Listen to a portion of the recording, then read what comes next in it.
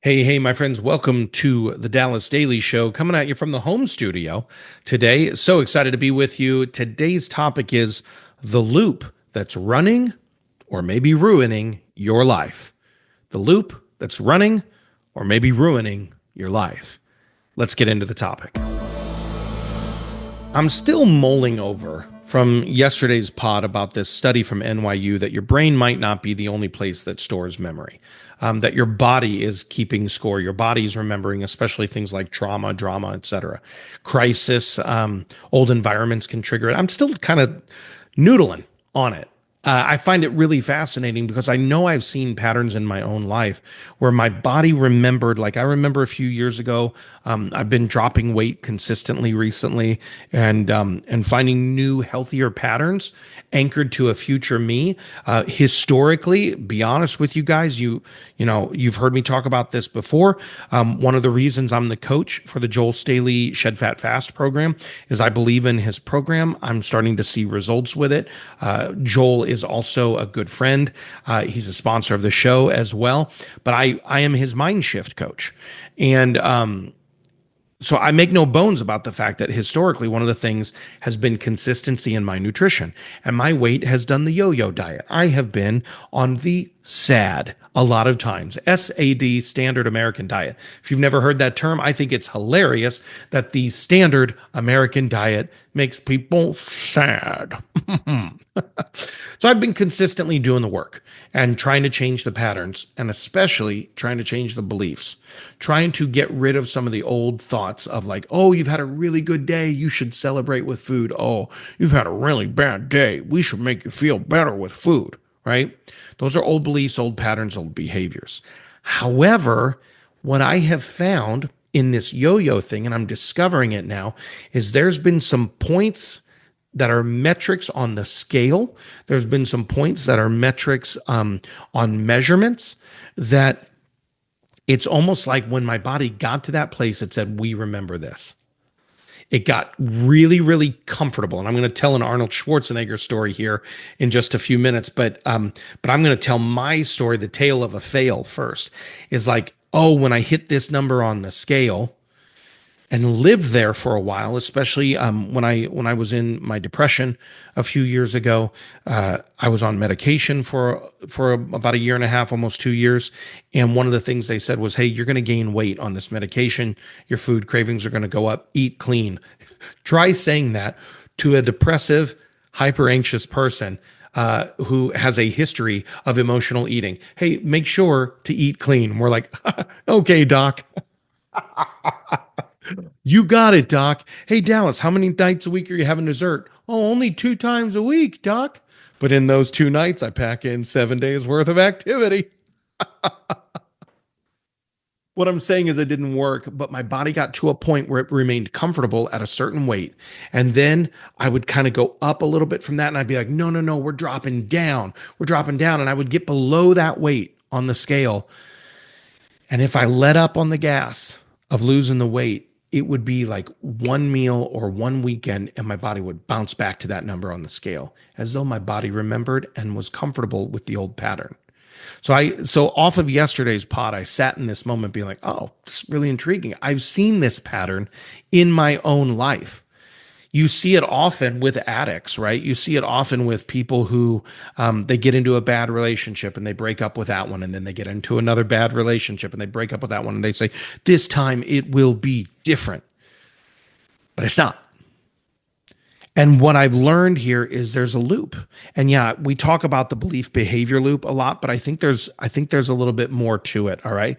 So the loop is kind of this self-image loop, because if you see yourself at a certain point on a conscious level, you're sending signals to your subconscious level. This is who we are.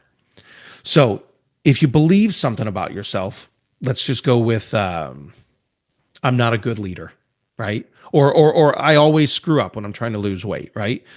I always do this. I am not a good leader. Let's go with that one. That sounds like a good one. I am not a good leader.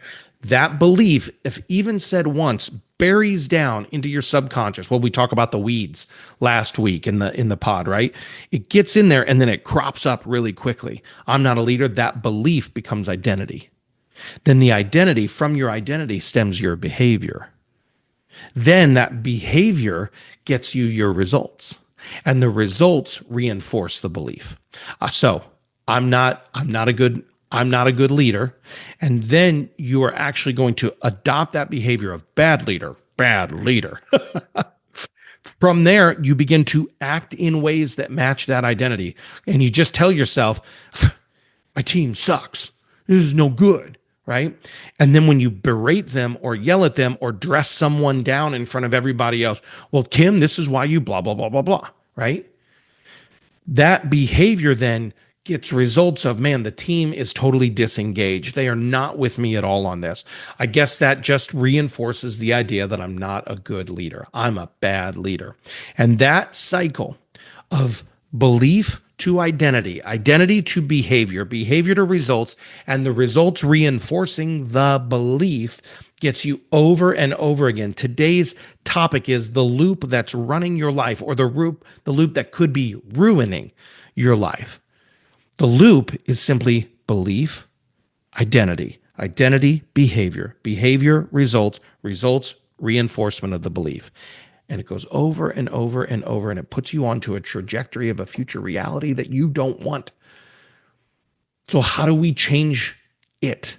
How do we break free from that cycle and build a new trajectory? Number one, we know from all of our mind shift episodes, tomorrow we're going to be talking about the hypnotic rhythm of failure. We know that in that concept, the way to break free is to grab a new operating system, a new set of beliefs by building an identity of who we want to be. And then we begin to behave out of that new future you identity. So we build the set of beliefs and the visualize and the way we vocalize it and the way we emotionalize it, right? That's what we do. We build a new identity. And from that identity, we adopt new behaviors. Those new behaviors get us new results. Maybe it's now, no, I am a good leader. And this is the way a good leader thinks and acts and behaves toward their team and engages their team and integrates with their team, etc.